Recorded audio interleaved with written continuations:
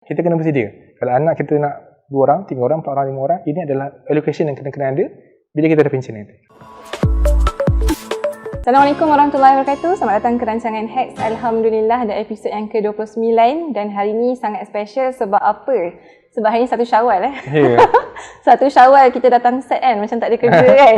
Dulu waktu kecil ingatkan Amy Shai je yang akan ada pagi raya tu kan. Tak sangka hari ni saya bersama tetamu saya lah di pagi raya. Okay. PKP lah yang menjadikan semua mungkin Yeah. So hari ni insyaAllah saya bawakan seorang tetamu yang saya dah kenal lama dah kot insyaAllah. Tapi tak sangka lah hari ni boleh bawa dia ke set Jadi boleh jemput kenalkan diri lah Faris. Okey, Assalamualaikum warahmatullahi wabarakatuh.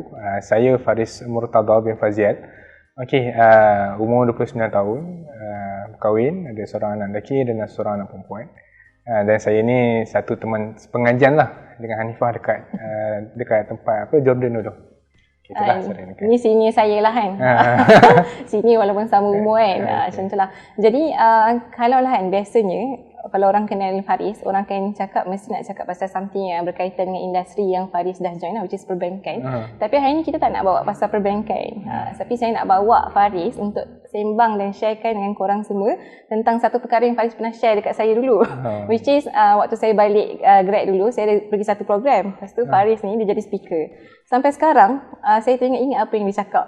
Tu dah menjadikan dia datang kat sini hari ni. So basically apa yang Faris share adalah tentang macam mana dia buat side income lah. Dan waktu tu yang mengejutkan saya sebab dia cakap dia buat 7 side income 7 side income. Okay, sebelum kita pergi further kan Faris kan, mungkin Faris boleh share lah dengan tetamu semua apa yang Faris buat sampai 7 income tu. 7 income apa yang Faris buat tu? Okey. Pertamanya bila sebut tentang side income ni adalah beberapa benda lah yang saya buat kan. Tapi dia punya titik tolak saya buat side income tu lepas saya balik grad lah. So bila saya balik grad tu fikir apa benda aku nak buat ni kan. Kita dah habis belajar, so kenalah buat something kan. Tambah-tambah pula waktu tu lepas habis degree kemudian terus sama master. Jarak dia berapa lama tu? 2 bulan je. Saya balik ke Malaysia bulan 7, bulan 9 saya sama master lah. Itu. So bila kita sama master, kita tak naklah mengharapkan mak ayah lagi kan untuk support kita. So saya buatlah macam-macam benda lah saya buat. Saya jual buku, saya jual tudung, saya ajar mengaji, saya jadi guru ganti, saya macam-macam lah. Saya tolong untuk set up homestay, campur lagi time bekerja pun saya ada buat saya income juga. Saya ada ajar tuition, saya ada ajar, saya dah ambil upah untuk jual brownies dan sebagainya lah. Brownies semua ada. Tujuh set income tu yang Faris buat. Maksudnya in the midst of your master. Waktu masa tu sambil bekerja ke atau master sahaja ke macam mana? Okey, waktu saya sama master dalam 2015 tu. Ya. Saya waktu tu saya sama master, saya jadi guru ganti dan saya buat set income juga. Wow, serentak Ya, saya buat semua serentak. Pasal ada guru ganti, ada set income semua saya buat. Apa yang main tak tahu. Semuanya saya buat. Kenapa sampai nak buat 7 set income? Biasanya orang kan nak buat set income, dia macam satu and then dia fokus lah kan. Tapi kenapa sampai 7? Okey, ini bila sebut tentang set income ni, bagi saya lah, setiap orang dia ada sebab kenapa dia buat set income. Okey, betul. Jadi yang pertama lah, ini saya punya kategori lah. Kalau cari kat mana-mana tempat pun tak ada kot. Yang Faris yang masuk sini bukan lain. Okey, yang pertama ada orang cari set income kerana dia betul-betul perlu. Betul. Perlu yang macam mana maksudnya? Perlu tu maksud dia, contohnya kalau kita lihat, kalau dalam bank negara dia cakap, kalau untuk orang yang tinggal di Kuala Lumpur, orang yang bujang, tak ada kereta lagi, dia perlu ada income sebanyak 1,900. Tu cukup kat Kuala Lumpur? Kat Kuala Lumpur untuk orang bujang yang tak ada kereta. Tapi kalau orang bujang yang ada kereta, dia perlu ada income 2,500. Betul. Okey, kalau orang yang berkeluarga, tak berkahwin, dia perlu ada 4,500. Banyak. Kalau orang yang berkahwin, tak ada anak, dia perlu 5,500. Jadi itu adalah benda yang ditetapkan ataupun itu based on bank negara punya kiraan lah. Jadi bila saya fikir ini adalah kos hidup yang perlu, jadi saya fikir saya kena ada buat something. Walaupun waktu tu Faris belum kahwin lagi dan taklah duduk kat Kuala Lumpur kan? Ya, sebab saya fikir sebab kita kena fikir apa benda. Waktu tu saya fikirlah lepas stage degree, lepas stage bujang ni kita akan masuk stage kepada berkeluarga. Jadi itu adalah benda yang saya perlu hadapilah. Jadi saya bersedia ke arah itu. Okay. Wow, dan berapa lama bersedia tu Faris? Bersedia ke arah tu saya tak adalah bersedia, betul-betul bersedia. Saya rasa saya betul-betul sedar pasal keperluan tentang income ni bila saya dah grad. Sebabnya waktu saya degree dulu, saya dapat beasiswa daripada MARA. Rasa duit masuk sedap. Duit masuk sedap je. Kalau dekat Jordan dulu, setiap seorang sekolah MARA ni dapat dalam sebulan 2,500. 2,400 ya. 2,400, 2,500. Jadi bila kita dah grad tu, duit tak masuk. Kosong pula tu kan. Duit kosong. Ini kena buat something ni kan. Itulah yang buatkan tergerak tu. Lepas tu macam ni macam dalam banyak-banyak benda yang you boleh buat side income, kenapa pilih yang tudung semua tu? Okey. Dia ada banyak faktor lah. Contohnya yang benda yang paling utama lah, primary yang saya buat waktu lepas saya grad tu, saya jual buku. Itu yang paling utama saya jual. Kenapa saya jual buku? Sebab saya rasa buku tu dekat dengan saya. Dekat. Dan benda-benda lain macam tudung ke homestay tudung tu dekat. Tudung tu sebab saya tengok, ini saya punya calculation lah. Sebenarnya kalau kita nak cepat untung berniaga ni, kita jual benda yang perempuan suka. Kenapa? Sebab perempuan ni, ini yang saya dapat daripada apa yang saya belajar dekat overseas. Dekat overseas ni ada seorang ni, dia memang supply tudung, dia jual tudung sahaja. Okey. Kalau ingat. Dan dia punya income untuk jual tudung sahaja sebulan dalam 2,000 hingga 5,000. 5,000 apa? Jordan yen ke atau ringgit? Ringgit. Wow. Jadi dia hanya jual tudung sahaja. Sebab apa? Bila jual tudung ni, setiap bulan perempuan akan beli tudung baru. Walaupun dia dah ada tudung, dia akan beli tudung baru. Dan dia tak kisah nak invest. Dan dia tak kisah untuk invest tudung. Jadi saya nampak, okey, kalau aku jual tudung ni, ini income boleh dapat bulan-bulan tetap ni. Sebab perempuan memang akan beli tudung. Itu waktu sambil buat master kan? Waktu ada buat tuition. Macam mana Faris susun masa semua benda tu? Sebab kadang orang buat satu benda pun rasa dah penat kan? Okey, bagi saya benda ni apa yang menyebabkan saya boleh buat, dia adalah kita punya target. Sebab saya dekat Jordan pun saya dah biasa sibuk. Jadi bila saya balik Malaysia pun, bila kita tak sibuk tu rasa macam pelik. Pelik dan bila kita kena letak target, bulan ni kita nak target dapat berapa banyak, bulan depan kita target nak dapat berapa banyak. Biasa berapa banyak? Dia sikit target berapa banyak? Okey, waktu zaman master dulu tak banyak sangat lah. Dapat dalam ratus-ratus ringgit je lah. Sebab satu master, satu lagi saya dah ada income daripada jadi guru ganti. Okay. So saya target untuk saya income tu dalam ratus-ratus pun dah cukup. Yang penting boleh survive lah saya punya kehidupan, saya punya master tu lah. Okay.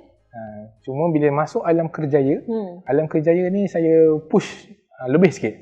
Wow. Ni push side income tu? Ya, push side income tu lebih sikit. Wow, okay, ni menarik Why waktu dah kerja tu? Sebab saya punya kiraan lah. Bila saya buat kiraan tu, saya ada cita-cita untuk kahwin pada umur sekian-sekian. Wow, umur berapa tu? Saya punya target nak kahwin umur 25 sebenarnya. Masya Allah. Jadi saya fikir, ini aku ada lagi 1-2 tahun je lagi ni. Nak sampai ke tahap itu. Jadi tahun 2-3 tahun terakhir tu memang saya all out lah untuk buat side income tu. Saya rasa ada banyak lah benda menarik bila jawapan Faris ni kan. Which is yang pertama, tentang biasanya orang buat side income ni bila dia nak kahwin ada push factor yang besar lah. Tapi bila dah kahwin, adakah push factor tu masih ada? Ya, bagi saya still ada. Macam saya kata tadi, saya selalu tengok pada reality. Dan selalu benda yang saya jadikan sebagai guideline tu adalah apa yang saya sebut tadi, iaitu apa yang ditetapkan oleh Bank Negara. Bank Negara kata based on kiraan dia, kalau orang yang bujang 1,900, kalau orang yang ada kereta 2,500. So saya fikir, saya dah kahwin, kalau ikut Bank Negara punya indikator, saya kena ada 4,500 bila saya berkahwin.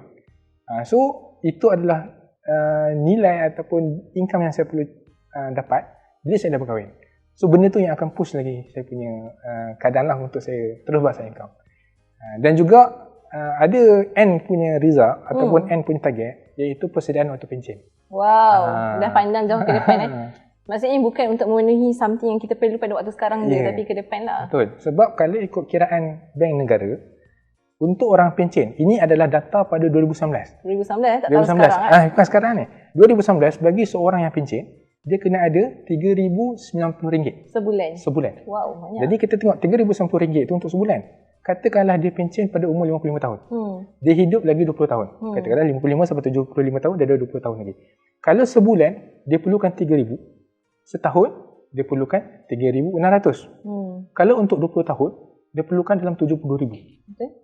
Jadi, bila kita pencen pada umur 55 tahun, sekurang-kurangnya, kalau kita hidup lagi 20 tahun, kita kena ada RM72,000 dalam kita punya account. Wow, betul dah calculate lah bila before tu. Bukan 36, 36 darab dengan 20, 720,000 sebenarnya. Bukan 70,000, 720,000. Betul lah. Jadi itu yang menyebabkan kita fikirlah, okay, aku ada simpanan banyak ni aja. Kalau aku nak pencen nanti, ini at least yang aku kena ada dalam aku punya simpanan.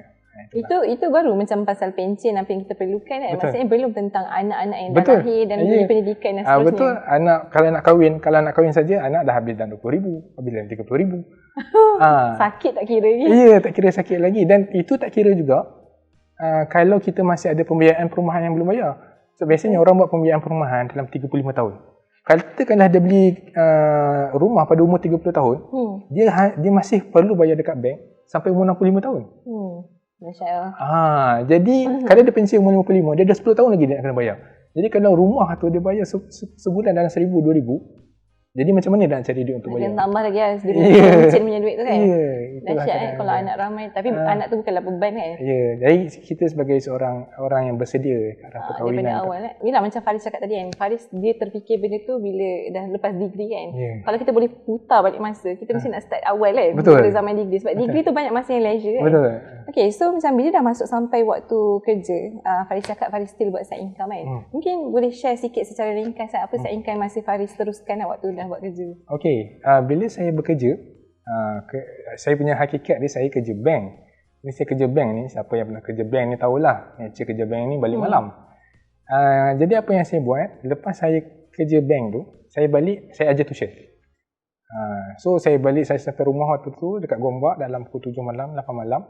8 suku, 8.30 tu saya dah mengajar tuition. Terus kan, parking kat mana teringat cerita. Ya. Jadi saya sampai rumah biasanya pukul 9 malam lah. Hampir setiap hari macam tu. Buat tuition subjek apa tu? Saya buat waktu tu pendidikan sekolah rendah je. Saya ajar matematik, saya ajar bahasa Melayu. Itu antara yang saya ajar lah. Dan hujung minggu saya ajar kelas mengaji pula. Itulah yang benda yang saya buat lah. Banyak yang Faris buat tu, kalau boleh share lah waktu tu. Berapa yang Faris dapat sebenarnya?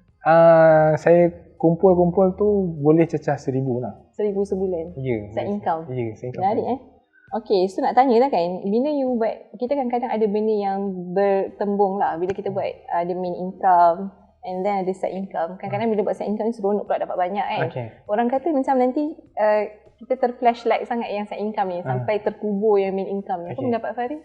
Dia macam saya kata tadi, dia tengok last kali kita nak side income ni end result dia apa. Ada orang memang nak side income tu akhirnya menjadi dia punya main income. Kalau orang macam tu tak apa, teruskan. Daripada side income nak terus jadi main income tak ada masalah. Dia kena ada career progression lah, dia kena ada target lah. Tapi macam saya, side income kekal side income. Jadi saya akan letakkan priority pada saya punya main income. Sebab ini pandangan saya. Boleh bersetuju ataupun tidak bersetuju. Ada orang nampak, saya nampak lah rata-rata orang dia nak side income sebab dia nak, contohnya lah gaji dia RM2,000. Dia tengok keperluan dia dalam RM4,000. So dia perlukan side income yang mana dia boleh dapat lagi RM2,000. Itu normal punya pemikiran. Mindset. Tetapi saya nampak bila kita buat side income ni, kita akan letih. Betul. Sebab bila kita bekerja, kemudian kita kena bekerja lagi. Jadi macam kita tak ada waktu rehat kan? Ya. Jadi saya nampak sebelum ni saya punya pemikiran macam tu. Tapi saya fikir balik, ada satu cara lagi yang kita boleh dapat daripada RM2,000 kepada RM4,000 tanpa perlu buat side income. Jadi macam tidur pun benda termasuk? Ya. Apa tu? Itu sama ada, dia ada dua cara. Yang pertama, yang utama adalah kita menjadi profesional ataupun pakar dalam bidang. Menarik. Kalau dalam konteks orang yang bekerja swasta, orang yang bekerja swasta, apabila dia bekerja, kemudian dia pindah satu company, dia akan ada tambahan ataupun kenaikan gaji. Saya ambil contoh lah. Dalam banking, dalam perbankan, katakanlah kita kerja dekat tempat A, kemudian kita pindah ke tempat B. Dengan kita punya pengalaman, bila kita pindah ke tempat B, kita boleh dapat kenaikan gaji. Kita boleh demand lah tinggi sikit. 30%. Wow, 30%? Seriously? 30%, ya. Seriously, wow. So saya fikir, daripada saya memfokuskan diri saya untuk buat side income, lebih baik saya fokus pada saya punya bidang dan saya jadi pakar dalam bidang saya. Dia macam seolah-olah side income quote and quote lah. Ya. So bila kita jadi pakar dalam bidang kita, gap yang 2,000 tadi, sebenarnya kita dah boleh tutup dengan kita punya kerja saja. Betul. Dengan kita punya income saja. Ya. So sebenarnya tak perlu buat side income pun. Tapi waktu-waktu PKP ni kan, kalau nak main pindah-pindah company, is it macam something yang sesuai untuk dilakukan ataupun tak? Saya baru je pindah company. Wow. Saya keluar daripada company lama bulan 3, saya masuk company baru bulan 4. ada orang kata risiko, ada orang kata take the challenge. Dan saya ni jenis orang yang suka take challenge. Jadi saya mengambil cabaran tersebut. Walaupun lah ada banyak pandangan, saya punya family pun tak berapa recommend, tapi saya ni orang yang suka challenge. Sebab hang performer. Sebab bila kita itu yang penting lah, ini saya punya saranan lah kepada orang yang buat side income. Bila kita nak buat side income, pastikan kita punya kerja hakiki jangan terganggu lah. Betul. Bila kita buat side income tu dan mengganggu kita punya kerja hakiki, sebenarnya itu akan memberi refleksi lah kepada takut produktiviti dan takut keberkatan rezeki itu sendirilah. So apa-apa benda kalau kita nak buat, jangan ganggu kita punya main income ataupun kita punya kerja utama kita. Kalau sampai ganggu dan you memang tak nak fokus, you kena decide untuk discard lah. Sebab itulah yang semua side income yang saya buat tidak ada kaitan dengan waktu kerja. Wow, memang tak ada pun yang tengah waktu kerja tak ada. Sebab tu saya sebenarnya side income semuanya saya kena pergi ke sana, saya kena berkhidmat baru saya dapat something. Saya bukan yang jenis kategori orang yang jual produk ke jual apa. Saya bukan ke arah itu. Sebab saya nampak kalau saya pilih side income macam tu, dia ada tendensi untuk mengganggu. Kita tengok-tengok Ya, jadi saya punya preference, saya akan buat side income yang mana tidak mengganggu waktu kerja. So biasanya semua side income saya adalah selepas waktu kerja lah. Saya adalah belik-belik sikit lah berita-berita kan yang berkaitan dengan fakta-fakta muflis lah. Dan memang antara yang pada tahun 2020 banyaklah peningkatan data muflis dalam kalangan beli lah, sangat dahsyat. Dan paling banyak lah adalah lelaki tu sendiri. Dan bila diorang cakap sebab apa, sebab lelaki tu ada tendensi sebab dia kena ada keluarga untuk ditanggung. Dan bila dia dah kahwin, rumah tu dia yang kena beli berbanding isteri kan. Tapi akan jadi satu benda yang pelik bila lelaki tak rasa urge untuk buat side income. Sebab kadang-kadang bila nak buat side income satu benda yang dirasa tak macho lah kot kan. So saya rasa soalan last saya untuk Faris, macam mana Faris macam hilangkan macho untuk buat side income? Dia sebab fikir lelaki ni, kita kena fikir satu lah. Lelaki ni dia adalah suatu hari nanti dia akan jadi ketua keluarga. Jadi memang macam saya sekarang, bila saya berkahwin, kita ada anak, kita akan fikir anak-anak lebih daripada kita sendiri. Macam nak beli baju raya lah, kita akan fikir anak dulu, baru kita fikir diri kita. Kita tak ada baju raya tak apa. Kita tak ada baju raya pun tak apa, janji anak ada. Jadi bila kita sebagai ketua keluarga ni, kita kena ready. Kalau kita tidak membuat persediaan, kita nak harapkan siapa kan? Takkanlah kita nak harapkan isteri kan? So sebagai seorang suami dan sebagai seorang lelaki yang bertanggungjawab, kita kena ready. Dan kita memanglah kawan-kawan akan perli. Contoh macam kereta. Orang kata alah kerja bank, takkanlah pakai kereta kecil. Pakai kereta Beza, patutnya pakailah H kan, Honda kan.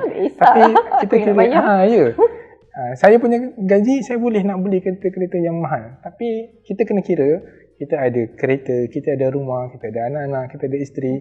Dan kita kena fikir kita akan pencen nanti suatu hari nanti. So kita kena buat persediaan tu, kita kena buat calculation tu, yang mana apabila kita pencen, kita tidak menyusahkan sesiapa. Dia macam dalam bahasa mudah dia, lebih baik hang macu berpanjangan daripada macu sekejap tapi tak kembali. Biar nampak apa-apa, asalkan kita ada sesuatu, ada duit. Bukan biar nampak apa-apa asal bergaya tapi tak ada apa-apa. Kita dah ada macam perancangan yang solid lah. Okay, so as for wrap up kan, Farisan, untuk hari ni tetamu-tetamu yang dah spend time waktu raya-raya first Syawal ni, mungkin Faris boleh share sikit kot secara wrap upnya apa take home message dan tips serta nasihat lah untuk orang-orang yang nak buat side income.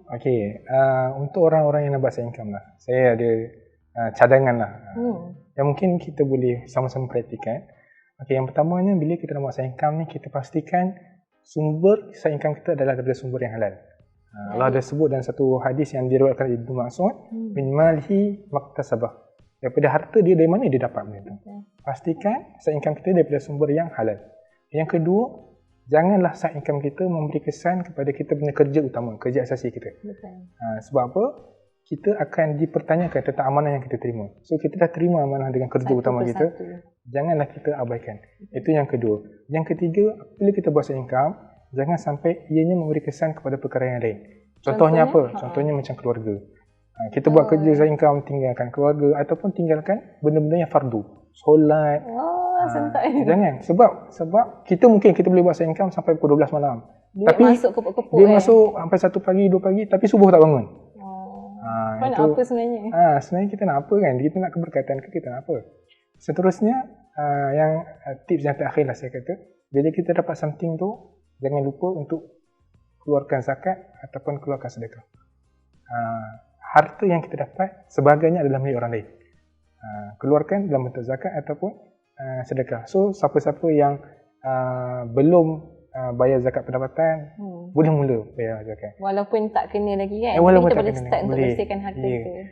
Zakat fitrah nak kata nak bayar tak boleh lah sebab hari ni dah 1 Syawal kan. Boleh ke? Ya, tapi zakat yang kita buat erti quote and quote kita zakat kan. Okey, itu je lah.